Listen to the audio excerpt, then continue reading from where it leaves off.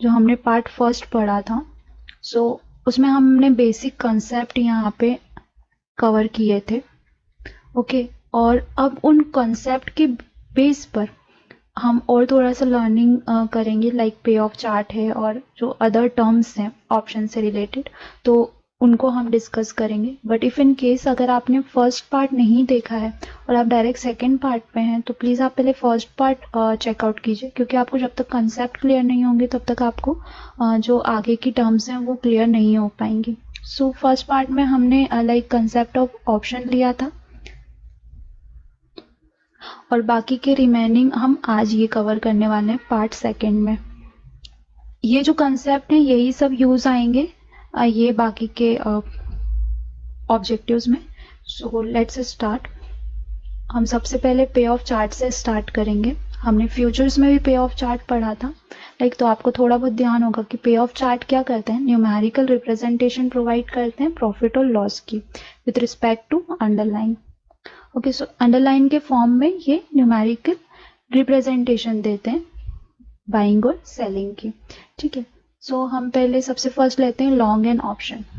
हमने last video में भी पढ़ा था कि लॉन्ग एंड ऑप्शन का मीनिंग क्या होता है। लॉन्ग ऑन ऑप्शन मतलब कि आप ऑप्शन को बाय कर रहे हो, राइट। जहां पे भी लॉन्ग वर्ड यूज होगा उसका मीनिंग क्या है, बाय, और जहां पे भी शॉर्ट वर्ड यूज होगा उसका मीनिंग है सेल।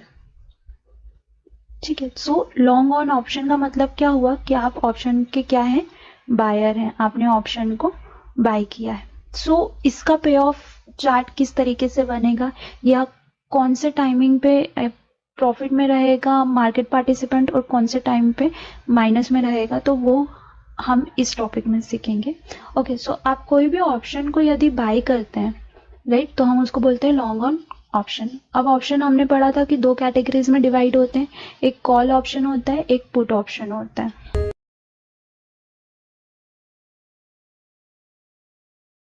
ठीक है,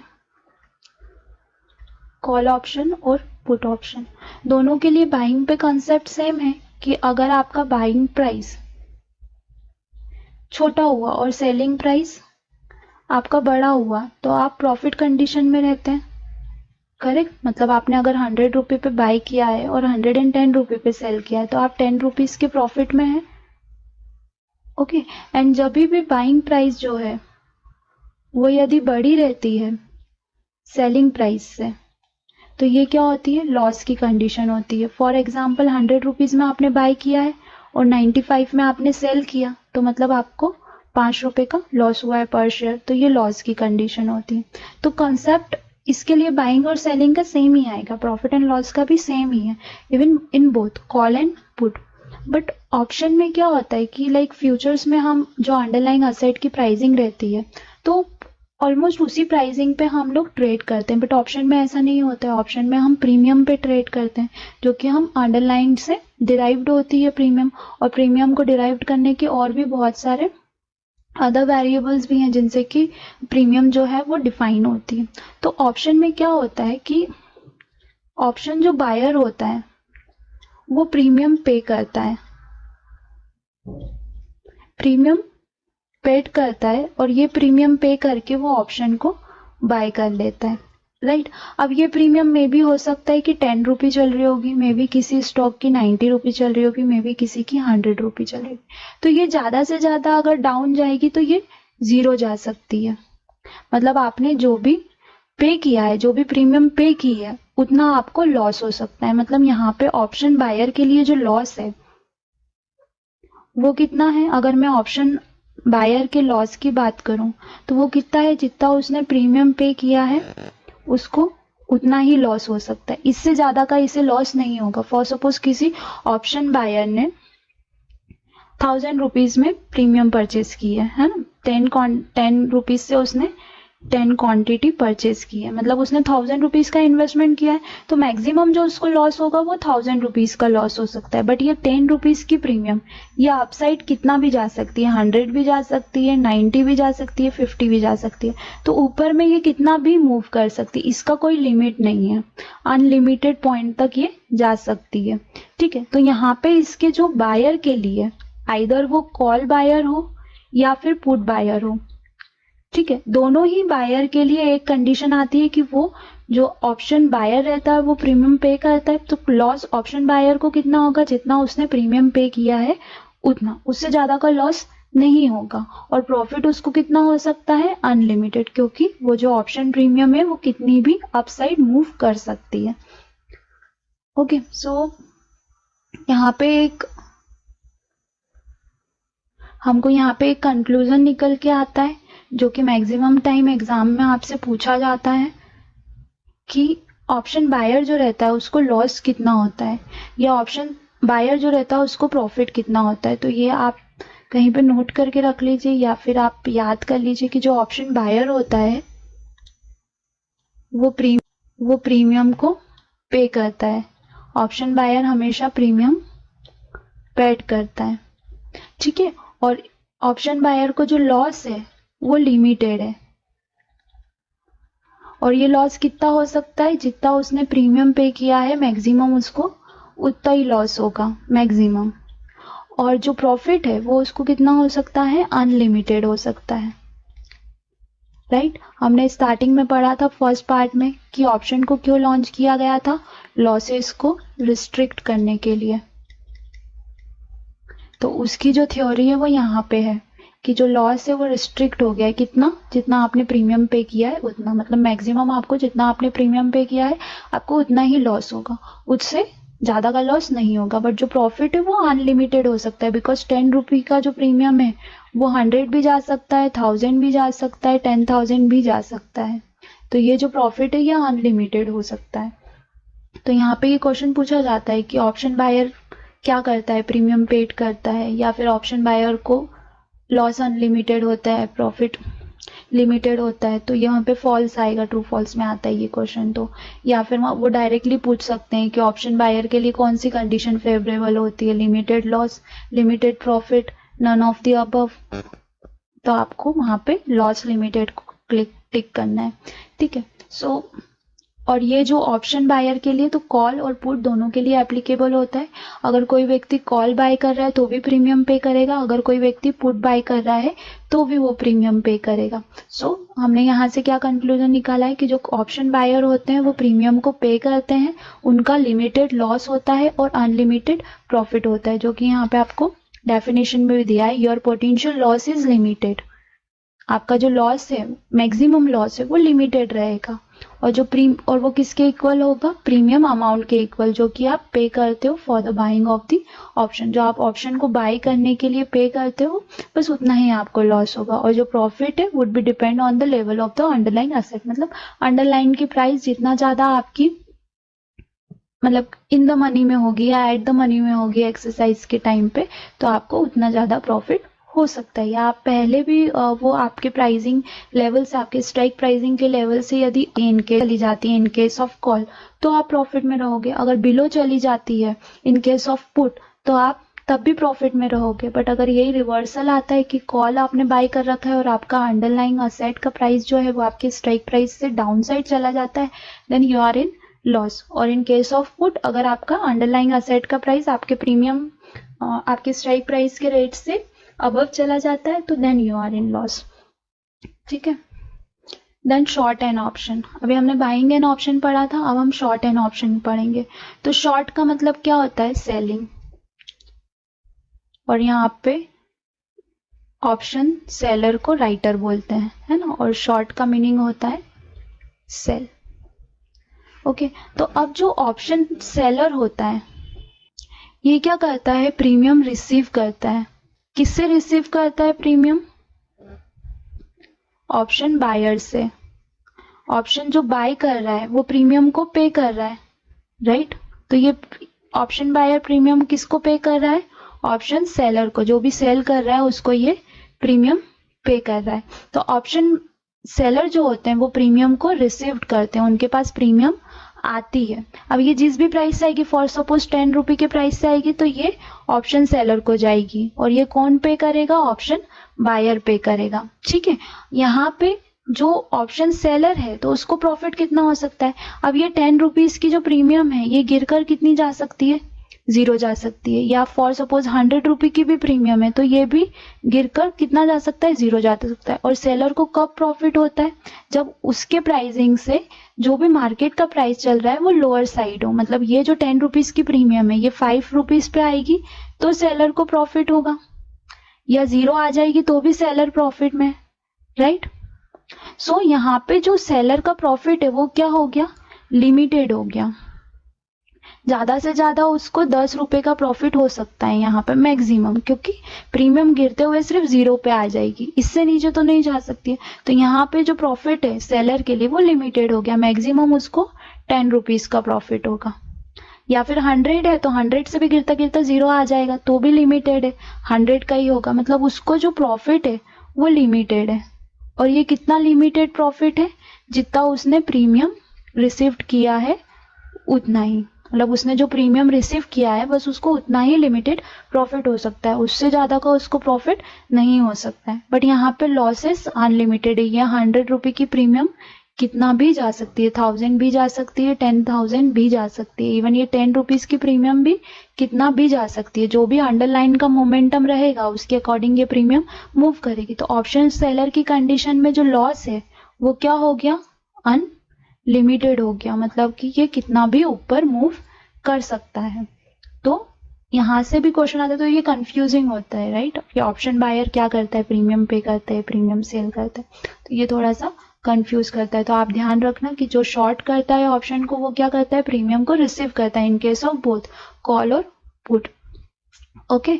और उसके लिए जो प्रॉफिट होता है वो लिमिटेड होता है और जो लॉस होता है वो अनलिमिटेड होता है। ऐसा क्यों होता है, क्योंकि जो भी वो प्रीमियम पे कर रहा है या जो बायर वो सेलर रिसीव करेगा, और अगर उसके पास उतना प्रीमियम आ गया, उसने शॉर्ट कर रखा, मतलब उसको उससे लोअर प्राइस चाहिए, तो 10 रुपए का प्रीमियम यदि उसने रिसीव किया है तो दैट मीन्स उस प्रीमियम का प्राइस कितना आना चाहिए, 5 रुपए आ जाना चाहिए, 4 रुपए आ जाना चाहिए, या 3 रुपए आ जाना चाहिए, तो वो प्रॉफिट में रहेगा। तो इस केस में उसका जो प्रॉफिट है वो लिमिटेड हो जाता है। एक बार हम रिवाइज करते हैं इसको अच्छे से, ठीक है। मैं सबसे फर्स्ट ऑप्शन बायर के लिए बताती हूँ। ऑप्शन बायर है ना, ये कॉल और पुट कोई भी बायर हो सकता है, कॉल ऑप्शन बाय किया है चाहे पुट ऑप्शन बाय किया है इस बायर ने, ये क्या करते हैं, प्रीमियम को पे करते हैं। अब हम यहाँ पे ऐसा क्यों बोल रहे हैं कि प्रीमियम को पे करते हैं, बिकॉज फॉर सपोज अगर प्रीमियम का जो प्राइस है वो 10 रुपीज चल रहा है, तो मुझे अगर इस प्रीमियम को बाय करना है तो क्या करना पड़ेगा, ये 10 रुपए कि जो भी सेलर बेचने के लिए खड़ा है उसको देने पड़ेंगे। ये मुझे प्रीमियम जो है ये किसको देनी पड़ेगी, सेलर को देनी पड़ेगी, और वो मुझे क्या करेगा, 10 रुपए का ऑप्शन दे देगा। तो इसलिए हम प्रीमियम को क्या करते हैं, पैड करते हैं, है ना। यहाँ पे हमारा जो लॉस है और जो प्रॉफिट है, अगर हम प्रॉफिट की बात करें तो ये 10 रुपए की प्रीमियम हमारी अपसाइड कहीं तक भी जा सकती है अगर हमारी अंडरलाइन में फेवरेबल में वर्क किया, मतलब अगर हमने फॉर सपोज ये 100 रुपए की स्ट्राइक, 100 रुपए की स्ट्राइक का 10 रुपए का प्रीमियम हमने बाय किया, ठीक है। और जो हमारा एबीसी लिमिटेड स्टॉक था इसका प्राइस 100 रुपए से चला गया 200 पे, और हमने ये 10 रुपए का प्रीमियम पे कर रखा था। तो यहाँ पे ये जो हमारी प्रीमियम है ये 110 रुपए तक जा सकती है, क्योंकि यहाँ पे 100 पॉइंट का मूवमेंट दे दिया स्टॉक ने, तो ये प्रीमियम भी 100 रुपीज का मूवमेंट दे सकती है। तो इसलिए हमारा प्रॉफिट जो है वो अनलिमिटेड हो सकता है, मैक्सिमम प्रॉफिट हम यहाँ पे कमा सकते हैं। तो जो प्रॉफिट है बायर्स के लिए वो अनलिमिटेड है। बट जो लॉस है, ज्यादा से ज्यादा 10 रुपए की प्रीमियम गिरकर कितनी आ जाएगी, 10 रुपीज की अगर मैं प्रीमियम की बात करूँ तो गिरकर कितनी जाएगी, 0 आ सकती है। अपसाइड कितना भी जा सकता है, राइट। तो 0 मतलब यहाँ पे लिमिटेड हो गया लॉस, मैक्सिमम लॉस कितना हो सकता है, 10 रुपए का हो सकता है। तो जो लॉस होता है वो लिमिटेड होता है इन केस ऑफ बायर। अगर मैं ऑप्शन सेलर की बात करूं तो ऑप्शन सेलर क्या करता है, बोथ केस में कॉल और पुट दोनों के ही केस में प्रीमियम को रिसीव करता है। ऑब्वियस है बायर जिससे खरीदेगा उसी को प्रीमियम देगा, तो ये यहाँ पे प्रीमियम को रिसीव करता है। और इस केस में यहाँ पे जो लॉस हो सकता है सेलर को, क्योंकि उसने 10 रुपए से शॉर्ट किया है पोजीशन, राइट, अब ये 10 रुपए से शॉर्ट किया, मतलब उसको फेवरेबल कंडीशन उसके लिए कौन सा है, ये वाली कंडीशन उसकी प्रॉफिट है। अगर 10 रुपए के अबव की साइड में अगर स्टॉक मूव करेगा तो ये वाली कंडीशन उसके लिए लॉस है। सिमिलरली अगर हम ऑप्शन बायर की बात करें तो डाउन साइड की कंडीशन जो है बायर के लिए वो लॉस कंडीशन है, बट 10 रुपए से जैसे जैसे ऊपर जाएगा स्टॉक तो ये वाली कंडीशन उसके लिए क्या है, प्रॉफिट है। तो ये प्रॉफिट अनलिमिटेड, लॉस लिमिटेड 10 रुपए का। यहाँ पे क्या है, शॉर्ट की पोजिशन में कि मैक्सिमम उसकी जो प्रीमियम है वो गिरकर कितनी आ सकती है, 0। तो यहाँ पे जो उसका लॉस है वो लिमिटेड हो गया। कैसे लिमिटेड हो गया, उसको ज्यादा से ज्यादा 10 रुपए का फायदा हो सकता है, इससे ज्यादा का नहीं। सॉरी, मैंने लॉस पे लिख दिया। प्रॉफिट जो है वो लिमिटेड है, ज्यादा ज्यादा उसको 10 रुपए का फायदा हो सकता है, इससे ज्यादा का नहीं। बट लॉस अनलिमिटेड है, 10 रुपए का ये जो प्रीमियम है ये कितना भी ऊपर जा सकता है अगर अंडरलाइन अनफेवरेबल मूवमेंट देती है। क्योंकि अगर हमने फॉर सपोज यहाँ पे पुट शॉर्ट किया हुआ है, ये भी मैं केस आपको समझाती हूँ कि कॉल बायर और पुट बायर और कॉल शॉर्ट और पुट शॉर्ट का क्या मीनिंग होता है। तो यहाँ पे इसको जो लॉस होगा, अगर अपसाइड जाता है तो इसको जो लॉस होगा वो कितना हो सकता है, अनलिमिटेड होता है।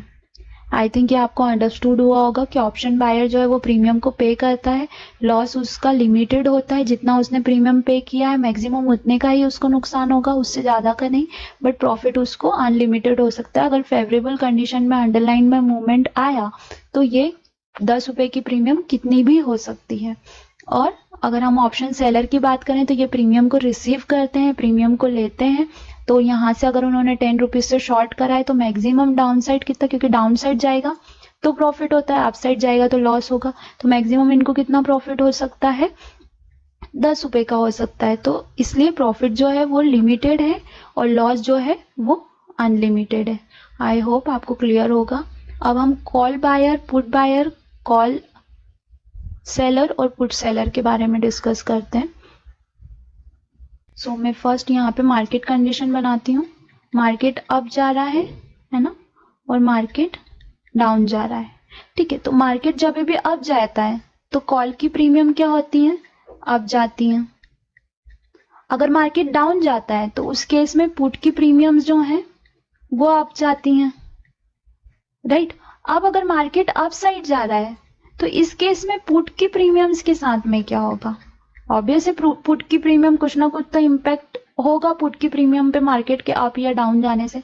तो जब भी मार्केट अप जाता है तो कॉल की प्रीमियम तो अप जाती है बट पुट की प्रीमियम डाउन साइड आने लगती है। और जब भी मार्केट डाउन जाता है तो पुट की प्रीमियम अप जाती है और कॉल की प्रीमियम जो है वो डाउन साइड जाती है।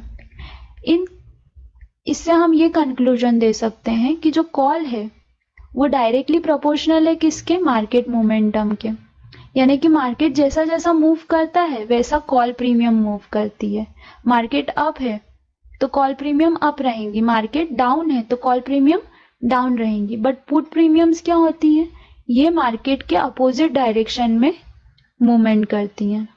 अगर मार्केट अप है तो ये डाउन मूवमेंट करती हैं, अगर मार्केट डाउन है तो ये अप मूवमेंट करती हैं। सी, मार्केट डाउन है तो ये अप मूवमेंट कर रही हैं और मार्केट जब अप है तो ये डाउन मूवमेंट कर रही है, मतलब ये रिवर्सिबल होता है ना, ये डायरेक्टली प्रोपोर्शनल होता है। कॉल प्रीमियम जो है मार्केट जैसा मूवमेंट दे रहा है, मार्केट जैसा भी मूवमेंट दे रहा है, अप मूवमेंट दे रहा है तो कॉल प्रीमियम्स भी अप मूव कर रही हैं। मार्केट डाउन मूवमेंट कर रहा है तो कॉल्स प्रीमियम भी डाउन मूवमेंट कर रही है। But in case of put, market up movement में है तो कॉल प्रीमियम्स डाउन मूवमेंट कर रही है, sorry put premiums down movement कर रही है। अगर मार्केट डाउन मूवमेंट में है तो पुट प्रीमियम्स अप मूवमेंट कर रही है। तो सी कॉम्बिनेशन ये अपोजिट है, ये वाला भी सॉरी ये वाला ट्रेंड भी अपोजिट है, राइट। ये वाला अपोजिट है, ये वाला भी अपोजिट है। और अगर मैं कॉल की बात करूं तो ये दोनों सिमिलर बाइंग में है, और अगर डाउन आ रहा है तो कॉल का हम बोल सकते हैं कि मार्केट के अकॉर्डिंग मूवमेंट करता है। कॉल मतलब डायरेक्टली प्रोपोर्शनल होता है मार्केट मोमेंटम के, और जो पुट प्रीमियम्स होती है वो इनवर्सली प्रोपोर्शनल होती है मार्केट मोमेंट के। ठीक है, तो यहाँ पर फॉर सपोज अगर मार्केट अपसाइड मूवमेंट कर रहा है तो आप यहाँ पे दो चीज कर सकते हो। क्या कर सकते हो, एक तो आप कॉल को बाय कर सकते हो क्योंकि मार्केट के अप मूवमेंट के साथ में कॉल भी आप मूवमेंट कर रहा है तो आप मार्केट को, अगर मार्केट बाइंग पे जा रहा है तो आप कॉल बाय कर सकते हो, या फिर और आपके पास एक और ऑप्शन है कि आप पुट सेल कर दो। क्यों? क्योंकि जब मार्केट अप जाता है तो पुट डाउन साइड आती है पुट की प्रीमियम, तो आप पुट सेल भी कर सकते हो। ओके, एंड फॉर सपोज अगर मार्केट डाउन साइड जा रहा है तो यहाँ पे आप पुट बाय कर सकते हो। क्यों? क्योंकि मार्केट के डाउन प्रीमियम्स, पुट की प्रीमियम्स अप जाती हैं, या फिर आप कॉल को सेल कर सकते हो क्योंकि मार्केट के डाउन मोमेंट के साथ में कॉल की प्रीमियम्स भी डाउन साइड मूवमेंट करती हैं। ठीक है, अब हम ये समझेंगे कि जब सेलिंग में अनलिमिटेड लॉस है, राइट, तो फिर कोई व्यक्ति सेल क्यों करेगा, है ना, राइट। ये क्वेश्चन आएगा आपके माइंड में कि अगर अनलिमिटेड यहाँ पे लॉस है तो कोई व्यक्ति सेल क्यों करेगा। हमने लास्ट चैप्टर में एक चीज पढ़ी थी कि जो प्रीमियम होती हैं वो दो चीजों का इम्पैक्ट आता है उनके ऊपर, एक तो इंट्रिंसिक वैल्यू, राइट, एक टाइम वैल्यू। अब इंट्रिंसिक वैल्यू क्या होती है? इंट्रिंसिक वैल्यू होती है strike price minus premium, strike price underline, right, है ना। और टाइम वैल्यू क्या होता है? इंट्रिंसिक माइनस प्रीमियम, ये टाइम वैल्यू होती है। और मैंने आपको बताया था कि इंट्रिंसिक वैल्यू जो रहती है ना, किसी भी उसकी, तो वो सिर्फ इन द मनी की निकलती है। ओटीएम और ATM, out of the money और एट द मनी की जीरो होती है। ऐसा क्यों बोला जाता है वो हम समझेंगे, बट ये आपको ध्यान रखना है। और जो टाइम वैल्यू रहती है वो सिर्फ ओटीएम एंड एटीएम की रहती है, आउट द मनी और इन द मनी की रहती है, सॉरी, आउट द मनी और एट द मनी की रहती है। एटीएम की टाइम वैल्यू जीरो होती है। क्यों? क्योंकि ये सिमिलर आएगा, प्रीमियम ही उसकी इंट्रिंसिक वैल्यू आएगी। स्ट्राइक प्राइस माइनस अंडरलाइन करेंगे तो यहाँ पे जो प्रीमियम वैल्यूज आएंगी वो सिमिलर आती हैं, तो इसलिए वो जीरो बोलते हैं उसको। बट एक्चुअली प्रैक्टिकली ऐसा होता नहीं है। प्रैक्टिकली बाइंग से बायर सेलर पे भी डिपेंड करता है, वॉलेटिलिटी ऑफ द मार्केट पे भी डिपेंड करता है, इंटरेस्ट रेट पे भी डिपेंड करता है। तो इन सब के कॉम्बिनेशन से जो है प्रीमियम कैलकुलेट की जाती है। पर डिपेंड किस पे करती है? डिपेंड करना मतलब अप और डाउन साइड का जो मूवमेंट आता है प्रीमियम्स में वो किसके कारण आता है, तो वो जो दो मेन इम्पैक्ट डालने वाले हैं वो है intrinsic value and time value. अब यहाँ पे क्या होता है कि जैसे जैसे एक्सपायरी जो है, एक्सपायरी जैसे जैसे क्लोज आती है, ओके, एक्सपायरी जैसे जैसे क्लोज आती है वैसे वैसे प्रीमियम्स जो हैं वो गलना स्टार्ट हो जाती हैं। प्रीमियम जो है वो डाउन साइड मूव करना स्टार्ट करती है ऑटोमेटिक। वाई? क्योंकि हम यूरोपियन ऑप्शन फॉलो करते हैं, और यूरोपियन ऑप्शन में हमने पढ़ा है कि आपको एक्सरसाइज ऑप्शन को मतलब ऑप्शन को सेल या फिर बाय। एक्सरसाइज का मतलब क्या होता है? पोजीशन को स्क्वायर ऑफ करना, आपको करना ही पड़ता है ना। तो इसलिए जो प्रीमियम्स हैं वो ऑटोमेटिक क्या होती हैं? गिरने लगती हैं, माइनस की साइड में मूवमेंट करने लगती हैं। सो यहाँ पे जो बेनिफिट होता है ये डिलेड का, जो ये प्रीमियम का डिले हो रहा है, जो प्रीमियम जो है वो कंटिन्यूअसली फॉल हो रही है, इसका फायदा कौन उठाता है? इसका फायदा सेलर उठाते हैं। और वो लोग क्या करते हैं? आउट द मनी या एट द मनी, है ना, वो लोग ओटीएम की या एटीएम की स्ट्राइक प्राइस पे ट्रेड करते हैं। तो उनको ये जो टाइम डिले आ रहा है प्रीमियम में, इसका वो लोग बेनिफिट उठाने का ट्राई करते हैं। कि उनको पता रहता है कि अरे ओटीएम मतलब कि फॉर सपोज मैं एग्जांपल देती हूँ, एबीसी लिमिटेड है ना। अब एबीसी लिमिटेड 100 रुपये चल रहा है और एक्सपायरी 2 दिन बाद है, 2 डेज बाद पोजीशन जो है वो क्लियर करनी है। तो यहाँ पे वो लोग क्या करते हैं? 200 की स्ट्राइक प्राइस की जो भी प्रीमियम चल रही होगी, किसकी? कॉल की, क्योंकि पुट के लिए तो ये इन द मनी हुआ, स्ट्राइक प्राइस से बड़ी छोटी है अंडरलाइन। इन द मनी हुआ, अगर आपको नहीं समझ में आया तो आपको फर्स्ट चैप्टर एक बार और रिवाइज करना पड़ेगा कि in the money, out the money और एट द मनी क्या होता है, और उसमें मैंने बहुत अच्छे से क्लियरली समझाया है। आप अभी तक भी नहीं समझाया आपने तो मैं at the top of the video उसका लिंक प्रोवाइड कर दूंगी, तो प्लीज आप उस पर जाएं और उसको एक बार वॉच करें, at the money, in the money और आउट द मनी। ठीक है, सो ये वाला जो प्रीमियम है, ये कॉल का प्रीमियम वो क्या करेगा, शॉर्ट कर देगा, बिकॉज उसको पता है कि अब 2 दिन में तो 100 रुपए का स्टॉक 200 रुपए नहीं होगा, बहुत ही रेयर केसेस हो गया या कुछ बहुत ही गुड न्यूज आ गई उसी केस में होगा। तो ये ऑटोमेटिकली जो कॉल की प्रीमियम है ये ऑटोमेटिकली क्या होगी, एक्सपायरी जैसे जैसे क्लोज आएगी वैसे वैसे वो डिलेड होना स्टार्ट होगी, है ना, गलना स्टार्ट होगी, अगर हम टर्म्स में बोले, मार्केट टर्म्स में। तो वो ये जो सेलर्स हैं इसका फायदा उठाने के लिए सेल करते हैं, भले उनको अनलिमिटेड लॉस है बट आउट द मनी में उनको छोटा प्रॉफिट मिलता है बट श्योर प्रॉफिट मिलता है, भले ये प्रीमियम 2 रुपए की चल रही होगी, ठीक है, बट उनको ये 2 रुपए का श्योर प्रॉफिट है। क्यों श्योर प्रॉफिट है, क्योंकि एक्सपायरी वाले दिन ये 0 वैसे भी हो जानी है, कोई इसको कुछ, बस सिर्फ इन द मनी की जो प्रीमियम्स रहती हैं उन्हीं का प्राइसिंग रहता है एक्सपायरी वाले दिन। बाकी आउट द मनी और एट द मनी की तो नहीं बोल सकते, बट आउट द मनी की जो प्रीमियम्स रहती हैं at the day of expiry वो 0 हो जाती हैं। सो यहाँ से जो है सेलर बेनिफिट लेने के लिए आते हैं कि जो टाइम डिले हो रहा है मार्केट में, जैसे जैसे एक्सपायरी पास आती जाती है वैसे वैसे प्रीमियम ऑटोमेटिक गलना स्टार्ट हो जाती है, इवन आफ्टर कि आपका कंडीशन फेवरेबल भी है तो भी। तो उसका फायदा उठाने के लिए सेलर्स मार्केट में आते हैं और कॉल या पुट को शॉर्ट करते हैं। फॉर सपोज अगर अबव का कॉल शॉर्ट कर रहे हैं दैट मीन्स वो उनको कॉल शॉर्ट करना चाहिए, और बिलो का शॉर्ट कर रहे हैं मतलब उनको पुट को शॉर्ट करना चाहिए, और अकॉर्डिंग टू द मार्केट। ठीक है, सो आई होप कि आपको ये जो अनलिमिटेड लॉस लिमिटेड प्रॉफिट या फिर unlimited profit limited loss, buyer seller, call buy put buy, call sell put sell, इसका पूरा जो कंफ्यूजन है वो क्लियर हुआ होगा। अगर नहीं भी हुआ है तो आप एक बार और वीडियो को वॉच करें, ये वाला जो पोर्शन है इसको एक बार और रिवाइज करें, आई श्योर कि आपको क्लियर हो जाएगा, बिकॉज ये थोड़ा सा टफ पड़ता है but still it's a important topic, और यही क्वेश्चंस आते हैं।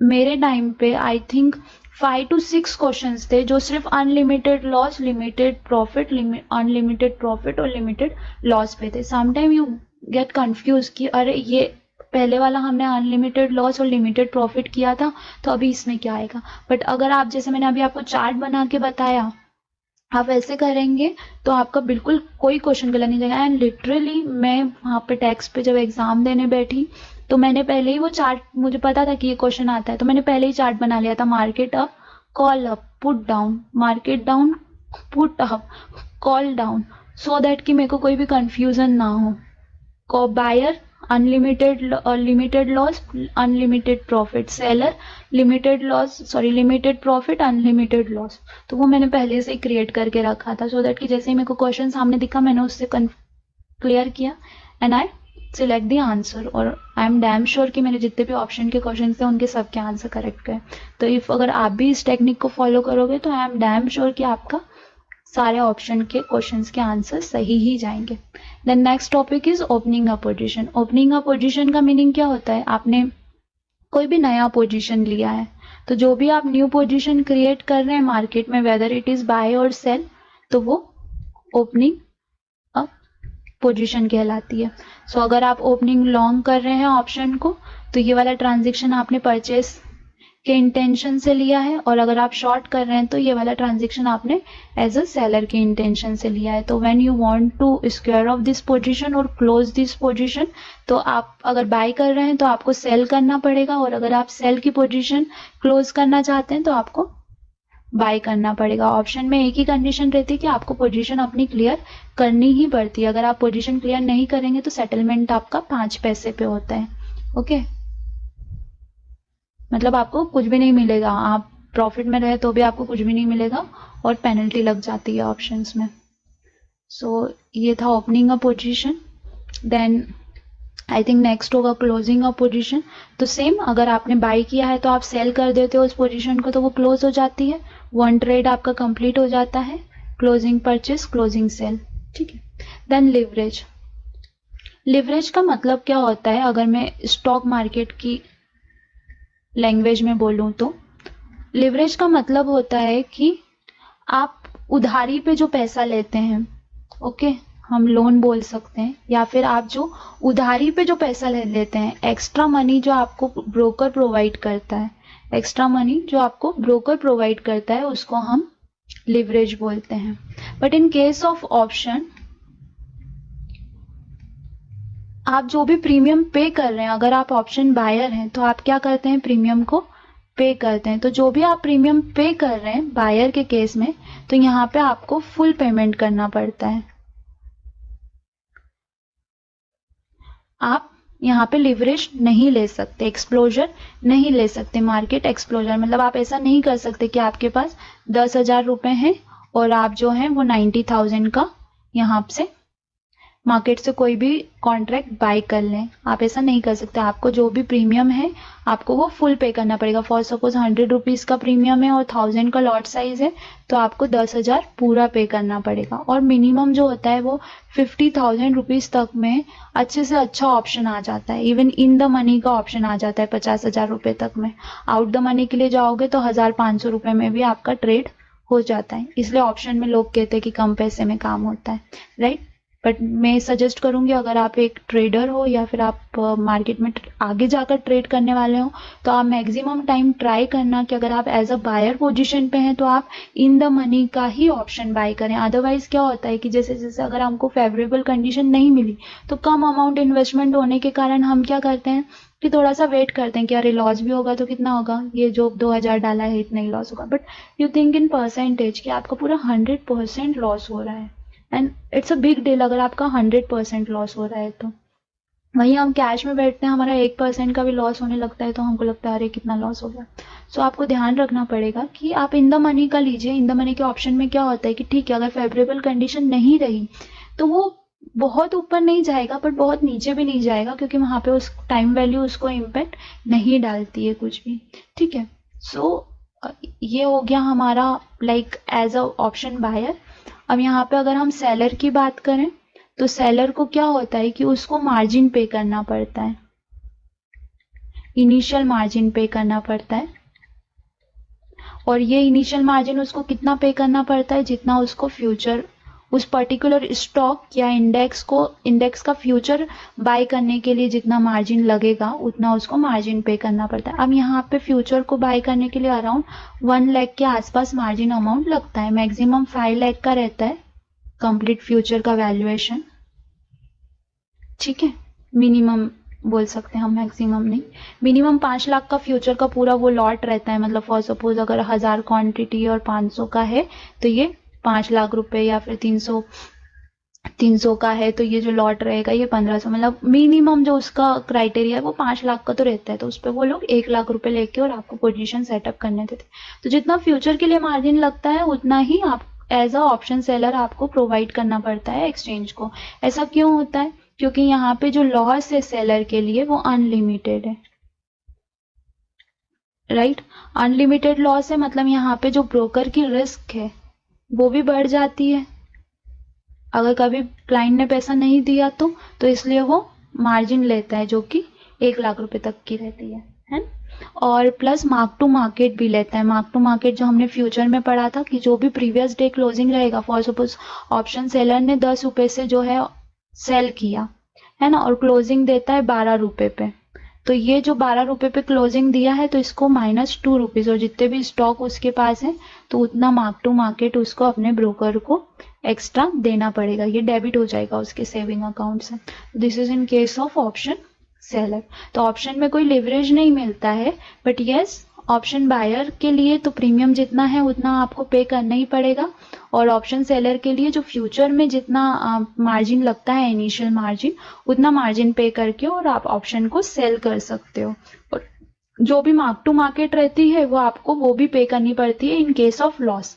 अगर प्रॉफिट में है तो ब्रोकर को कोई रिस्क नहीं है, बट लॉस में है तो देन मार्क टू मार्केट। और in case of option buyer वो तो आप पहले ही प्रीमियम पे कर चुके हो, मतलब आपको जितना मैक्सिमम लॉस होने वाला है आप उतना ऑलरेडी पहले से ही दे चुके हो, तो फिर आपसे एक्स्ट्रा वो लोग कुछ नहीं लेते हैं। ठीक है, ये रिस्क रिटर्न प्रोफाइल है जो मैं ऑलरेडी आपको समझा चुकी हूँ, बट एक बार और हम समझ लेते हैं। रिस्क रिटर्न प्रोफाइल मतलब क्या, अगर हम लॉन्ग करते हैं, लॉन्ग मीन्स अगर हम बाय करते हैं कॉल, या यहाँ पे मैं लिख देती हूँ कॉल या फिर पुट, दोनों में से किसी को भी हम बाय करते हैं, तो हम क्या करते हैं, प्रीमियम को पे कर रहे हैं, और यही हमारी रिस्क है। रिस्क मतलब लॉस, और रिटर्न मतलब प्रॉफिट, कि कितना हमको वहां से प्रॉफिट हो सकता है। तो जितना हम प्रीमियम पे कर रहे हैं मैक्सिमम, उतना हमको लॉस होगा, और रिटर्न कितना है बायर के लिए, अनलिमिटेड। अब अगर हमने पोजीशन को शॉर्ट किया है तो यहाँ पे लाइक अगर हमने शॉर्ट किया है मतलब सेल किया है, तो यहाँ पे हमारा रिस्क कितना है, अनलिमिटेड है, मतलब हमको लॉस कितना भी हो सकता है, ये मैं आपको पहले समझा चुकी हूँ। और हमको प्रॉफिट कितना होगा, जितना हमने प्रीमियम पे किया है उतना हमको प्रॉफिट हो सकता है। तो a long option position has limited risk, premium पे जितना हमने प्रीमियम पे किया है उतना, और अनलिमिटेड प्रॉफिट पोटेंशियल, मतलब वो जो प्रीमियम है वो कितना भी अपसाइड मूवमेंट कर सकती है, और जितना अपसाइड मूवमेंट करेगी उतना हमको प्रॉफिट होगा। और शॉर्ट पोजीशन में क्या होता है, अगर हमने सेल किया है फर्स्ट, तो यहाँ पे हमको जो प्रॉफिट है हमारा वो रिस्क मतलब लिमिटेड हो जाता है, और जो रिस्क है वो अनलिमिटेड हो जाती है। वाई, बिकॉज वो कितना भी अपसाइड मूव कर सकता है, और जितना अपसाइड मूव करेगा हमारी सेल पोजीशन से उतना हमको लॉस होगा, जितना हमारी सेल पोजीशन से डाउनसाइड मूव करेगा उतना हमको प्रॉफिट होगा। तो हमारे लिए अगर हम बायर हैं तो अपसाइड फेवरेबल कंडीशन है, और हम अगर सेलर हैं तो डाउनसाइड फेवरेबल कंडीशन है। रिस्क यहाँ पे प्रीमियम पेड है, यहाँ पे रिटर्न अनलिमिटेड है। तो दिस काइंड ऑफ टेबल पे आप बना के और क्वेश्चन सॉल्व कर सकते हैं। ठीक है, ओके। देन नेक्स्ट हम चलते हैं, नेक्स्ट टॉपिक हम लेते हैं बेसिक ऑप्शन प्राइसिंग। अब ऑप्शन की प्राइसिंग कैसे डिसाइड होती है, जो प्रीमियम है वो कैसे डिसाइड होती है ना। तो प्रीमियम बहुत मेन जो है फंडामेंटल पैरामीटर्स जो हैं, ये मेन 5 फंडामेंटल पैरामीटर्स हैं। फर्स्ट इज स्पॉट प्राइस, मतलब जो भी उसका अंडरलाइन का प्राइस चल रहा होगा उस पर डिपेंड करेगी। सेकेंड है स्ट्राइक प्राइस, जो भी आप स्ट्राइक प्राइस सिलेक्ट कर रहे हो, फॉर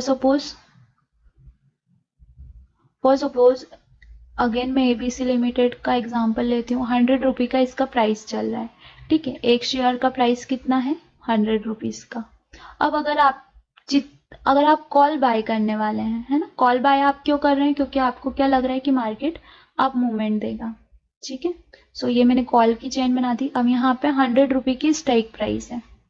यहाँ पे मैं एक और चीज आपको समझाना चाहती हूँ कि जितनी इन द मनी की स्ट्राइक्स रहती हैं, मतलब यहाँ पे हम 95 ले लेते हैं, यहाँ पे 90 ले लेते हैं, यहाँ पे 85, तो जो 85 की जो स्ट्राइक रहेगी इसके कॉल की वैल्यू ज्यादा रहेगी। फॉर सपोज इसके कॉल की वैल्यू यदि 50 रुपीज चल रही है, तो इस कॉल की वैल्यू 40 रुपीज चलेगी, इस कॉल की वैल्यू 30 रुपीज चलेगी, इसकी 20 रुपीज चलेगी, और अगर आप बाहर जाएंगे इस प्राइसिंग से तो और कम होती चली जाएगी,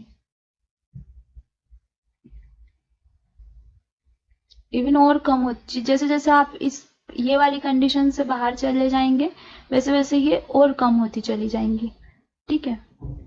इवन 0 पॉइंट्स में भी रहती हैं। तो फॉर सपोज अगर कोई एबीसी लिमिटेड है, उसका जो शेयर प्राइस चल रहा है वो 100 रुपये चल रहा है, दैट मीन्स ये वाला जो पॉइंट है ये एटीएम है, एट द मनी का है। यहाँ पे स्ट्राइक प्राइस और अंडरलाइन दोनों सेम है, तो ये जो अबव वाला पोर्शन है ये इन द मनी कंडीशन है फॉर कॉल, और जो डाउन साइड वाला पोर्शन है ये आउट द मनी है, ठीक है।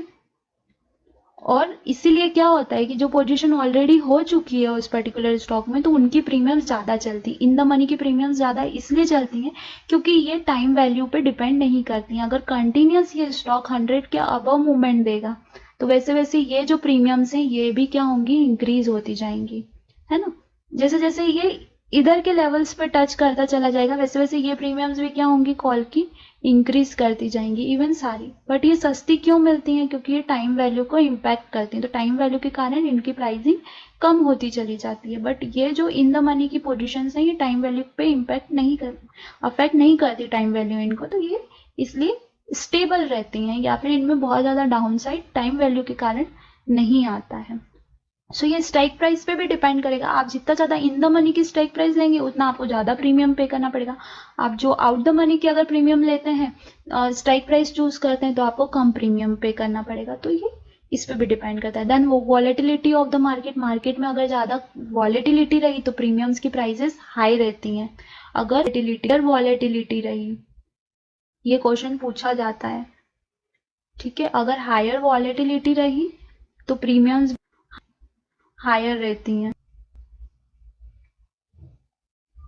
और अगर लोअर वॉलेटिलिटी रही तो प्रीमियम भी लोअर रहती है, ठीक है, even in both cases, call and put, ठीक है। जितनी ज़्यादा वॉलेटिलिटी उतनी ज़्यादा प्रीमियम, जितनी कम वॉलेटिलिटी उतनी कम premium. Then time to expiration, ये मैंने आपको पहले भी समझाया था कि जितना नज़दीक टाइम रहेगा उतनी कम प्रीमियम की प्राइसेस रहेंगी, जितने दूर की एक्सपायरी रहेगी उतनी ज़्यादा प्रीमियम की प्राइसेस रहेगी। देन इंटरेस्ट रेट, ये इनडायरेक्टली डायरेक्टली दोनों तरीके से इम्पैक्ट करते हैं। मार्केट में क्या है उसके रेट चल रहा है उसके अकॉर्डिंग भी प्रीमियम डिसाइड होती है ना। बट सबसे ज्यादा जो प्रीमियम डिपेंड करती है वो बायर और सेलर पे करती है कि बायर किस रेट बाय और सेल करने के लिए फॉर को रेडी है। फॉर सपोज अगर कोई सेलर है जो बेचना चाहता है, रुपए पे बेचना चाहता है, क्योंकि उस प्राइस तो नहीं रहेगा, जो मैक्सिमम जो फायदा हो सकता है रुपए का हो सकता है। बट यहाँ पे बायर को भी दिमाग लगाना पड़ेगा कि उस पर्टिकुलर स्ट्राइक प्राइस के प्रीमियम की वैल्यू वो 100 रुपए नहीं है। वो सेलर वहां पे आपको जो है फायदा उठाना चाह रहा है कि अगर 100 रुपए की प्रीमियम कोई खरीद लेगा तो ये गिरते गिरते जीरो तो आएगी ही आएगी, और वहां पे जीरो पे ही मेरा सेटलमेंट होगा। तो ये भी ध्यान रखना पड़ता है, तो वो बायर और सेलर पे भी डिपेंड करता है। देन ऑप्शन प्राइसिंग मॉडल्स, तो ऑप्शन की प्राइसिंग करने के लिए, कैलकुलेशन करने के लिए मेनली दो मॉडल्स हैं, एक बाइनोमियल प्राइसिंग मॉडल और second one is Black and Scholes model. Binomial model पे तो क्वेश्चन नहीं आता है, बट फिर भी हम थोड़ा सा उसका एक जस्ट ओवरव्यू चेक कर लेते हैं। बाइनोमियल प्राइसिंग मॉडल जो है ऑप्शन का, वो विलियम शेप ने 1978 में इसको डेवलप किया था, और ये क्या करता था, ये फ्लेक्सिबल और पॉपुलर अप्रोच था ऑप्शन प्राइसिंग के लिए। बट इसमें कुछ प्राइसिंग इन्वॉल्व थे, अंडरलाइंग असेट है, और बाइनोमियल ट्री बना के और जो पॉसिबल प्राइसिंग होते थे उनको इक्वली शेप्ड किया जाता था। बट लेटरली ये इतना ज़्यादा फेमस नहीं रही क्योंकि इसमें कोई कैलकुलेशन प्रोवाइड नहीं की गई थी, जस्ट डिमांड एंड सप्लाई के बेसिस पे उसको प्राइसिंग को डिसाइड किया जाता था। तो ये उतना ज़्यादा दैट टाइम ये थोड़ा सा फेमस था या फिर फ्लेक्सिबल मॉडल बोला जाता था, but by the time being इसको एक्यूरेट मॉडल नहीं माना गया, और फिर ब्लैक एंड स्कोल मॉडल आया, and black and Scholes model को एक्यूरेट मॉडल बोला गया। और ये मॉडल जो थ्योरेटिकल कॉल और पुट की प्राइसिंग हम कैलकुलेट कर सकते हैं एक्सेल पे, तो इस मॉडल के थ्रू हम कर सकते हैं। आप चाहें तो थोड़ा सा इसका फॉर्मूला डिफिकल्ट है, बट ये कॉल ऑप्शन की प्रीमियम के लिए है फॉर्मूला, और ये वाला जो है ये पुट ऑप्शन की प्रीमियम के लिए है। आप चाहें तो इसको नोट कर लीजिए। यहाँ पे ये जो मैं एक डिफाइन कर देती हूँ। यहाँ पे जो डी है आपने डिफरेंशिएशन में भी पढ़ा होगा, आई थिंक 11th या 12th में। अगर नहीं पढ़ा है तो छोड़ दीजिए, ये डिफरेंशिएशन का एक पार्ट है, ये D1 एंड D2 इंटीग्रल और डिफरेंशिएशन अगर आपने पढ़ा हो तो। देन टी जो है, टी किसको डिनोट कर रहा है, टाइम को डिनोट कर रहा है। एस जो है वो स्टॉक प्राइस को डिनोट कर रहा है, ओके। देन आर जो है वो continuous risk free interest rate को डिनोट कर रहा है। देन यहाँ पे जो ये आर है तो ये रिस्क फ्री, जो कंटिन्यूस रिस्क फ्री रिटर्न रहता है उसको डिनोट कर रहा है ये आर। देन वी जो है वो वॉलेटिलिटी को डिनोट कर रही है। आई एन जो है वो नेचुरल लॉगरिथम है, और एन एक्स जो है वो स्टैंडर्ड नॉर्मलाइज क्यूमुलेटिव डिस्ट्रीब्यूशन है। मेरे टाइम पे मुझे ये फॉर्मूला नहीं समझ में आया था, मैं जस्ट याद करके गई थी ये फॉर्मूला, बिकॉज इसके ऊपर कोई कैलकुलेटिव क्वेश्चन नहीं आता है। ज़्यादा से ज़्यादा यही पूछा जाता है कि जो ऑप्शन प्राइसिंग मॉडल है वो कौन सा है। वहाँ पे आपको 4 ऑप्शन रहेंगे, उसमें से एक ऑप्शन आइदर आपको बाइनोमियल रहेगा या फिर ब्लैक एंड स्कोल्स का रहेगा। Maximum time black and Scholes का ही रहता है, क्योंकि यही एक मॉडल है जो प्रॉपर थ्योरेटिकल फॉर्मूला प्रोवाइड किया था कॉल और पुट की प्रीमियम्स को कैलकुलेट करने के लिए। तो आप ब्लैक एंड स्कोल मॉडल नाम ध्यान रखिएगा, बस इतने में ही आपका क्वेश्चन जो है वो सॉल्व हो जाएगा, ओके। देन नेक्स्ट जो है वो है ऑप्शन ग्रिक्स। ये बहुत इंपॉर्टेंट है एंड बहुत ट्रिकी वे में हम इनको याद करेंगे, और अगर आप ट्रिक में इनको याद करेंगे तो आप कभी नहीं भूलेंगे। आपको सिर्फ एक ऑप्शन ग्रिक को याद रखना है, क्योंकि ऑप्शन की जो प्रीमियम है, एक्चुअल ऑप्शन ये बहुत एडवांस और बहुत ज़्यादा कॉम्प्लेक्स है, और ऑप्शन की जो कैलकुलेशंस हैं वो बहुत अलग अलग तरीके से की जाती हैं। सो ऑप्शन ग्रिक्स जो हैं ये भी एक तरीके से यूज होते हैं to calculate the premium of the option. या फिर जो option premium changes with changes in the factor that determine option pricing, that is factors such as strike price, volatility, है ना। तो हर एक जो फैक्टर है, हर एक फैक्टर को एक ऑप्शन ग्रिक डिफाइन करता है, ठीक है। जैसे कि ऑप्शन ग्रिक जो है वो 5 है, और 5 फंडामेंटल फैक्टर्स हैं जो कि इसको क्या बोलते हैं, इम्पैक्ट करते हैं या अफेक्ट करते हैं ऑप्शन की प्रीमियम को। ये जो ऑप्शन प्रीमियम्स हैं जो भी हमने पढ़ा था कि लाइक जो ऑप्शन प्रीमियम है वो 5 फैक्टर्स पे डिपेंड करती है। ऑप्शन प्रीमियम 5 फैक्टर्स पे डिपेंड करती हैं। क्या क्या होते हैं वो 5 factors? 5 factors, first one is strike price, second one is underline price या स्पॉट प्राइस। ये भी क्वेश्चन आता है कि 5 फैक्टर्स कौन से, 5 फैक्टर्स लिखे रहते हैं या 3 फैक्टर लिखे रहते हैं और 4 फैक्टर लिखे रहते हैं और all of the above option रहता है ना। Third one is volatility, fourth one is time to expiration, fifth one is interest rate, ठीक है। तो हर एक जो फैक्टर है, हर एक फैक्टर का जो चेंज आ रहा है ना, daily change, yearly change, monthly change, ये जो चेंज है respect to option premium, option premium के रिस्पेक्ट में फैक्टर्स में जो चेंज आ रहा है विथ रिस्पेक्ट टू प्रीमियम, यही कहलाता है ऑप्शन ग्रिक। और ये भी 5 होते हैं। First one is delta, gamma, theta, vega and rho. और इनको लर्न करने का मैं आपको ट्रिक बताऊंगी, क्योंकि ये डायरेक्ट क्वेश्चन आते हैं, डायरेक्ट डेफिनेशन आती है, आइदर ट्रू फॉल्स में डेफिनेशन आती है या फिर डेफिनेशन लिखी हुई रहती है एंड 4 ऑप्शन में से एक करेक्ट ऑप्शन रहता है, या तो डेल्टा की डेफिनेशन रहेगी और आपको जो है 5 ऑप्शन रहेंगे, डेल्टा, गामा, थीटा, वेगा, रो, और आपको एक सिलेक्ट करना है। मैक्सिमम जो है वो रो, थीटा और गामा पे क्वेश्चन आते हैं, बट ऐसा कुछ बोल नहीं सकते, किसी पे भी क्वेश्चन आ जाता है ना। तो अगर आप 5 की डेफिनेशन अच्छे से लर्न कर लेंगे तो कुछ इश्यू आने ही नहीं है। फर्स्ट वन इज डेल्टा, जिसकी डेफिनेशन आपको लर्न करनी पड़ेगी, और अगर इसकी डेफिनेशन आपने लर्न कर ली तो फिर आप सबकी डेफिनेशन। ये क्या होता है, ये मेजर होती है सेंसिटिविटी, मेरा थोड़ा सा एस का प्रॉब्लम है, सेंसिटिविटी, मैं कुछ नहीं कर सकती। Okay, so change in option premium divided by unit change in price. जो भी ऑप्शन प्रीमियम में चेंज आता है उसको अगर हम डिवाइड कर देते हैं unit change in price of underline के साथ में, है ना, प्रीमियम को अगर हम अंडरलाइन के साथ में डिवाइड कर देते हैं, ठीक है, ये भी चेंज है और यहाँ पे ये यूनिट चेंज है,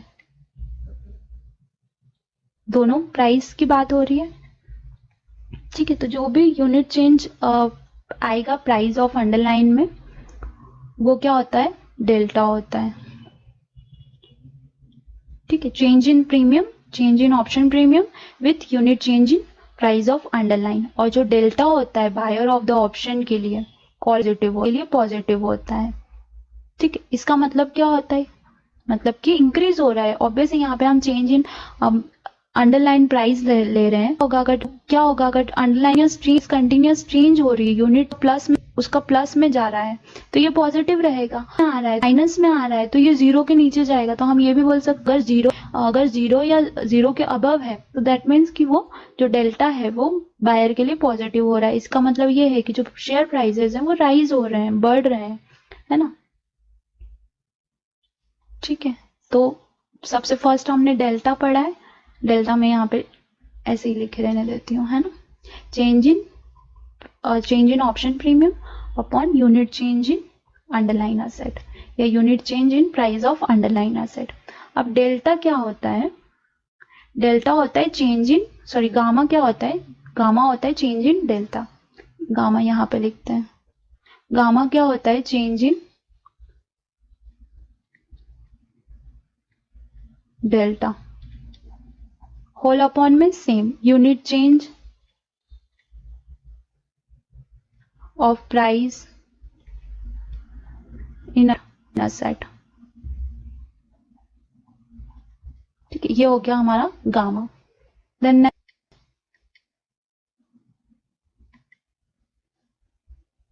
नेक्स्ट था थीटा, प्रीवियस थीटा। अभी थीटा क्या होता है? Change in option premium divided by change in time to expiry. Theta change in option premium upon time to expiry by T. ठीक है, देन नेक्स्ट वेगा। सो वेगा क्या होता है? वेगा यहाँ पर वेगा अगेन होता है प्रीमियम, ऑप्शन प्रीमियम, अबव में रहेगा change in option premium, whole upon में change in volatility.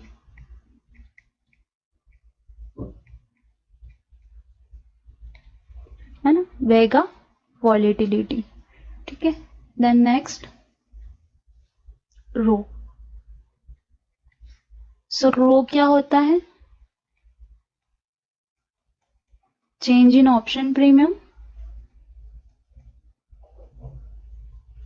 Whole upon में चेंज इन कॉस्ट ऑफ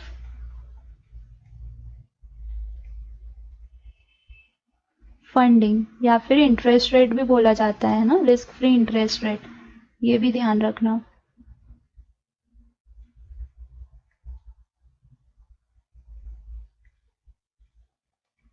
है ना, रो रिस्क फ्री इंटरेस्ट रेट। ठीक है, अब हम इनको पांचों को एक साथ पढ़ेंगे। ओके, सो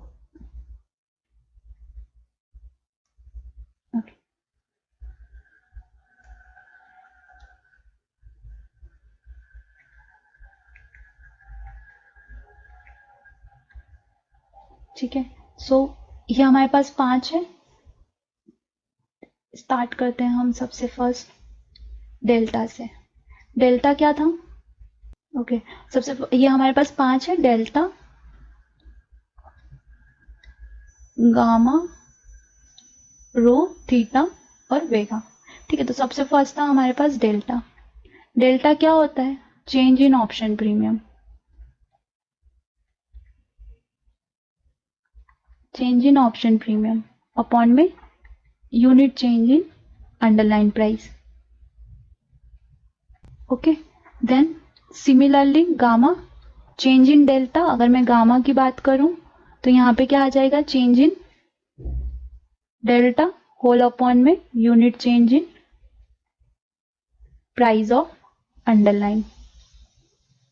आई होप ये तो लर्न हो गया होगा यहीं पे, है ना। अब ये देखो थीटा, तो टी है change in option premium, change in option सब जगह ऊपर में चेंज इन ऑप्शन प्रीमियम है, तो थीटा है तो change in time to expiry. This is T, this is T, तो थीटा से टाइम याद रखना है। देन वेगा, तो vega is for V, volatility is for V, तो change in option premium whole upon में चेंज इन वॉलेटिलिटी, वेगा से V याद रखना है। Then rho, change in option premium, यहाँ पे भी change in option premium, change in option premium, तीन ऑप्शन प्रीमियम तीनों में सिमिलर है। Rho change in cost funding of underline और risk free interest rate, maximum risk free interest rate ही यहाँ पे ऑप्शन रहता है। आपको आर ध्यान रखना है, रिस्क फ्री। सो लर्न हो गया विद इन 5 और 2 मिनट्स। थीटा, सबसे पहले हमको सिर्फ डेल्टा की डेफिनेशन याद करनी है, change in option premium upon unit change in underlying asset. Okay, then हमको गामा की डेफिनेशन याद करनी है, चेंज इन डेल्टा, डेल्टा में जो चेंज आ रहा है होल अपॉन में unit change of price in underline asset. Then हमको थीटा, तो थीटा से हमको टी ध्यान रखना है, change in option price whole upon में change in time to expiration. Then हमको वेगा ध्यान में रखना है, तो वी फॉर वी और वेगा का वी एंड वॉलेटिलिटी का वी, तो change in option premium whole upon में चेंज इन वॉलेटिलिटी।